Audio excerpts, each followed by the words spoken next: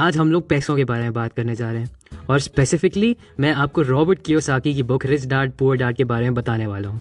ये बुक काफ़ी classic book बन गई है पैसे बनाने वाली दुनिया में और काफ़ी लोगों के इसके बारे में बहुत स्ट्रॉन्ग ओपिनियंस होते हैं। काफ़ी लोग कहते हैं कि one of the best books में से है जो उन्होंने पैसे के बारे में पढ़ी है, और बाकी लोगों को ये बुक बहुत बेकार लगती है कि उनको लगता है इसमें कोई कंटेंट नहीं है। अब जो भी हो, इस वीडियो में मैं आपको बताऊंगा कि इस बुक में गोल्डन नगेट्स कौन से मैंने इस बुक से लिए। इससे फर्क नहीं पड़ता कि आपको रॉबर्ट कियोसाकी पसंद हो या ना हो, मैं आपको रिकमेंड करूंगा कि आप एक बार एटलीस्ट इस बुक को पढ़िए और खुद से समझ लीजिए। इस बुक का नाम ऐसे आया कि रॉबर्ट कियोसाकी जो इस बुक के ऑथर हैं, उनके हिसाब से उनके दो फादर्स थे। एक जो उनके खुद के फादर थे वो गरीब थे, और उनके जो एक दोस्त के फादर थे वो हवाई के one of the richest man में एक थे। इस बुक का पॉइंट ये है कि हम लोग में से ज्यादातर लोग फाइनेंशियल एजुकेशन उन लोगों से सीखते हैं जो जिनके पास खुद पैसे नहीं होते हैं।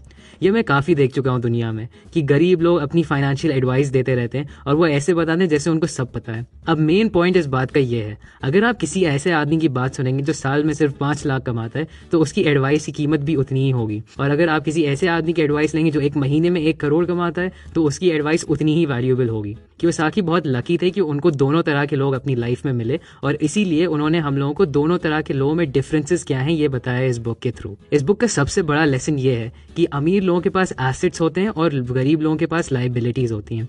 अब सिंप्लिसिटी के लिए ये कहा जा सकता है कि एसेट ऐसी चीज होती है जो आपकी पॉकेट में पैसे लाए, और लाइबिलिटी ऐसी चीज होती है जो आपके पॉकेट से पैसे ले जाए। अमीर लोग एसेट्स खरीदते हैं और गरीब लोगों के पास सिर्फ एक्सपेंसेस होते हैं, और मिडिल क्लास लोग लाइबिलिटीज खरीदते हैं और वो सोचते हैं कि वो एसेट्स हैं। एक एग्जांपल देता हूँ आपको।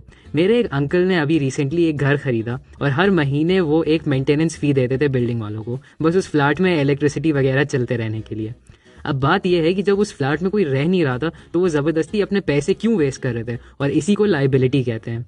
जब उन्होंने रियलाइज़ किया कि वो एक्चुअली पैसे लूज़ कर रहे थे तो उन्होंने उस फ्लैट को रेंट पे रख दिया, और जब उन्होंने उसको किराए पे रख दिया तो उनकी पॉकेट में और पैसे आने लगे। इस तरीके से उन्होंने उस फ्लैट को लाइबिलिटी से एक एसेट में कन्वर्ट कर दिया। लाइबिलिटी खरीदना बहुत अच्छा लगता है हम लोगों को। एक शाइनी नई कार भी एक लाइबिलिटी होती है क्योंकि वो आपके पॉकेट से सिर्फ मनी लेती है और आपको कुछ पैसे लौटाती नहीं है। एक नया फ़ोन भी लाइबिलिटी होता है। अब मैं ये नहीं कह रहा हूँ कि आपको अपने सारे ही एक्सपेंसेस और लाइबिलिटीज़ ख़त्म कर देने होंगे, लेकिन हमारा एम ये रहना चाहिए कि हम लोग लाइबिलिटीज़ को सबसे कम करें और एसेट्स को सबसे ज़्यादा बढ़ाएं। आजकल के ज़माने में एसेट्स को बनाना डिजिटल इकोनॉमी की वजह से और आसान होता चला जा रहा है। अगर आपने एक बुक लिख दी है तो वो भी एक एसेट है, अगर आप एक ऐप बना दें तो वो भी एक एसेट है, इवन एक यूट्यूब चैनल भी आजकल एक एसेट बन गया है। जितने एसेट आप अपनी लाइफ में बढ़ा सकते हैं उतना ज़्यादा आप अमीर बनते चले जाएंगे।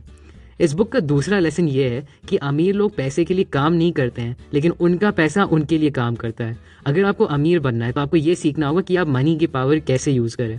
गरीब और मिडिल क्लास लोग हमेशा अपने पैसे के लिए काम करते रहते हैं।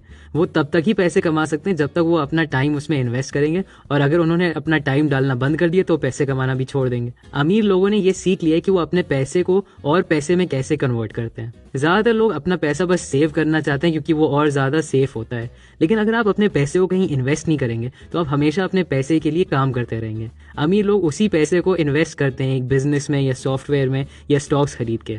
अब आपके पास बहुत सारे करोड़ रुपए होने की ज़रूरत नहीं है इस प्रिंसिपल को यूज़ करने के लिए। आप छोटे से छोटे स्केल पे भी इसको अप्लाई कर सकते हैं। आप एक बाइसिकल खरीद लीजिए और उसको एक आवरली बेसिस पे रेंट कर सकते हैं। कुछ हफ्तों के बाद आपको उसकी इनिशियल कॉस्ट रिकवर हो जाएगी और आप उसके बाद प्रॉफिट कमाने लगेंगे, और इस तरीके से आप अपने पैसे से अपने लिए काम करवा सकते हैं। पैसे को यूज़ करके और पैसे कमाना वही एक स्किल है जो गारंटी कर सकती है कि आप ऊपर तक जाएंगे।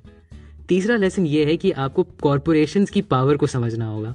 गवर्नमेंट्स आजकल स्मॉलर बिजनेसेस और जॉब्स क्रिएट करने के लिए बिजनेसेस को टैक्स बेनिफिट्स देती है।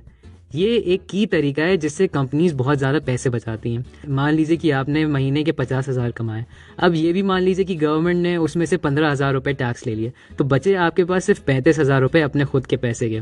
अब मान लीजिए कि आपने यही 50,000 एक कंपनी के थ्रू कमाए। अब आप उस 15,000 रुपये को जो पहले टैक्स के लिए जा रहा था उसको आप अपने बिजनेस की ग्रोथ के लिए यूज़ कर सकते हैं, और फिर जो बचेगा वो आपको गवर्नमेंट को देना होगा। अब आप अपने बिजनेस की ग्रोथ के लिए क्या कर रहे हैं वो आपके ऊपर डिपेंडेंट है। काफ़ी लोग बहुत अच्छी अच्छी जगहों पे जाते हैं और कहते हैं कि वो बिजनेस ट्रिप है और उसको टैक्स डिडक्शन में डाल देते हैं। ये सब लीगल है, और इवन दो मैं थोड़ा ओवर सिंप्लीफाई कर रहा हूँ इस बात को, लेकिन कॉर्पोरेशंस का हमारे कंट्री में और कंट्रीज में बहुत ज़्यादा टैक्स एडवांटेज होता ही है। और आपको एक कंपनी बनाने के लिए कोई बहुत ज़्यादा एम्प्लॉयज़ होने की ज़रूरत नहीं है। यूएस में आप एक कंपनी रजिस्टर कर सकते हैं सिर्फ $100 के साथ, और इंडिया में भी 1% कॉर्पोरेशंस बनाने के कई सारे तरीके हैं।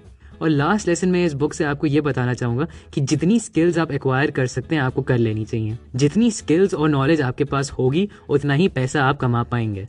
और ये बहुत इंपॉर्टेंट है कि वो प्रैक्टिकल नॉलेज हो और बस किताबी नॉलेज ना हो जिसको आप कहीं अप्लाई नहीं कर सकते हैं। इसीलिए रॉबर्ट ने हम लोगों को इस बुक में कहा है कि हम लोगों को सीखने के लिए काम करना चाहिए और पैसे कमाने के लिए काम नहीं करना चाहिए। जब आप स्किल्स और नॉलेज अपनी बढ़ा लेंगे तो पैसा अपने आप ही आ जाएगा। और अगर आप जितने भी यंग हैं अभी, आप जितनी नॉलेज अपनी बढ़ाते जाएंगे उतनी ज़्यादा आपको पावर मिलती जाएगी अपने आप को और ऊपर बढ़ाने के लिए। अगर आपके पास कोई अपॉर्चुनिटी नहीं है सीखने के लिए तो कुछ भी अपने आप से ही शुरू कर दीजिए। देखिए मैंने इस यूट्यूब चैनल के साथ क्या किया है, मुझे यूट्यूब चैनल कैसे स्टार्ट करते हैं ये कुछ नहीं पता था, लेकिन मैंने बस शुरू कर दिया और धीरे धीरे मैं सीखता गया और अब मुझे काफ़ी चीज़ें आ गई जो मुझे पहले नहीं आती थी। अब मैं ये कहना चाहूँगा कि इस बुक का ये पॉइंट नहीं है कि आप अपनी लाइफ की सारी लग्जरी छोड़ दीजिए। इसका मतलब ये नहीं है कि आप फ़ोन खरीदना छोड़ दीजिए या गाड़ी खरीदना छोड़ दीजिए, लेकिन एक बहुत इंपॉर्टेंट डिस्टिंक्शन है जिसपे हमको ध्यान रखना चाहिए। गरीब लोग लग्जरी खरीदते हैं उस पैसे से जो वो कमाते हैं, मिडिल क्लास लोग लग्जरी खरीदते हैं उस पैसे से जो वो बचाते हैं, और अमीर लोग उस पैसे से लग्जरी खरीदते हैं जो उनका रिटर्न ऑन इन्वेस्टमेंट से उनको मिलता है। तो अगर आपको एक लैम्बोर्गिनी खरीदनी है तो आप खरीद लीजिए, लेकिन सिर्फ अपने रिटर्न ऑन इन्वेस्टमेंट से। इस वीडियो के लिए बस इतना ही। मैं इस बुक को हाईली रेकमेंड करूंगा और मैं कहूंगा कि आप सब लोग इस बुक को लीजिए और इससे कुछ ना कुछ आपको सीखने को मिलेगा ही। अगर आपको ये वीडियो पसंद आए तो please click the like button और सब्सक्राइब करिए अगर आपको ऐसे वीडियोज़ और देखने हैं। Thanks for watching.